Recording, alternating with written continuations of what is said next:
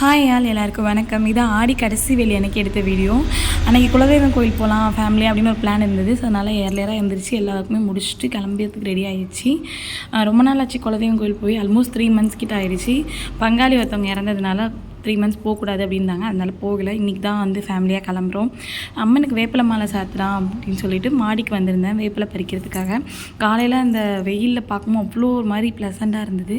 So வேப்பிலை மாலையும் கட்டி எடுத்துக்கிட்டோம். வேப்பிலை மாலை எப்படி கட்டுறது அப்படிங்கிறத நம்ம சேனலில் நான் ஆல்ரெடி வீடியோ போஸ்ட் பண்ணியிருக்கேன், வேணால் செக் பண்ணி பாருங்கள். கிளிக்கபிள் லிங்காக கொடுக்குறேன். அதுக்கப்புறம் வீட்லேயும் சாமி கும்பிட்டு முடிச்சுட்டு கிளம்பும் போது ஆல்மோஸ்ட் 9 o'clock ஆகிடுச்சு. ராகு காலம் இருக்கிறதுனால கொஞ்சம் முன்னாடியே வந்து கிளம்பிட்டோம். சிஸ்டரையும் அப்படியே பிக்கப் பண்ணிவிட்டு அப்படியே கிளம்புறோம். அத்தையும் சிஸ்டர் இல்லாமல் அப்படியே டேரெக்டாக கோயிலுக்கு வந்துருந்துட்டாங்க. அங்கேருந்து பார்க்கும் அப்படின்றதுனால எங்கள் குலதெய்வம் கோயில் எங்கே இருக்குதுன்னு பார்த்தீங்கன்னா உடையாள்பாளையத்தில் வந்து இருக்குது. அரியலூர் மாவட்டம் உடையாள்பாளையம். இதான் எங்கள் ஃபேமிலி அவுட்ஃபிட் எப்படி இருக்குன்னு மறக்காமல் கமெண்ட்டில் சொல்லுங்கள். கிளம்பிட்டு ஆதர்ஸ் குட்டியும் கூட்டிகிட்டு என் சிஸ்டரையும் கூட்டிகிட்டு எல்லாருமே கிளம்பிட்டோம். கோவில் ரீச் ஆகும்போது ஆல்மோஸ்ட் வந்து ஒரு 12 o'clock கிட்ட ஆகிடுச்சு.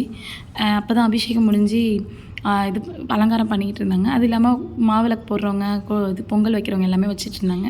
கோவிலும் நல்ல கூட்டமாக இருந்தது. எங்களால் தான் இந்த ட்ரிப் எதுவுமே பண்ண முடியல. அர்ச்சனையும் பண்ணக்கூடாதுன்னு சொல்லியிருந்தாங்க. ஸோ அதனால் ரோஸ் வந்து வாங்கிட்டு போயிருந்தோம். அதே மாலை மாதிரி கோத்துட்டு வேப்பிலை மாலை, வெத்தலை பாக்கு, அப்புறம் வளையல், மஞ்சள் குங்குமம் வச்சு சாமி கும்பிட்டுட்டு வீட்டுக்கும் வந்துட்டோம். வந்து ஈவினிங் சிம்பிளாக பூஜையும் பண்ணிட்டேன். பக்கத்தில் இருக்க பெருமாள் கோவிலில் வந்து திருவிளக்கு பூஜைன்னு சொல்லியிருந்தாங்க. ஸோ அதனால் அங்கே போயிட்டு கொஞ்சம் நேரம் சாமி கும்பிட்டுட்டு வரலாம் அப்படின்னு சொல்லிட்டு போயிருந்தோம். ரொம்பவே நல்லா இருந்தது பார்க்குறதுக்கு. நெக்ஸ்ட் இயர் தான் நான் திருவிளக்கு பூஜை பண்ணலாம் அப்படின்னு ஒரு பிளானில் இருக்கேன். அப்புறம் எப்போதும் போகிற கோவிலுக்கு போயிருந்தேன். இன்றைக்கி வந்து பணத்தில் அலங்காரம் பண்ணியிருந்தாங்க. பார்க்கவே அவ்வளோ சூப்பராக இருந்தது. இந்த வீடியோ தர முடியுது. நாளைக்கு வீடியோவில் பார்க்கலாம். தேங்க்ஸ் ஃபார் வாட்சிங்.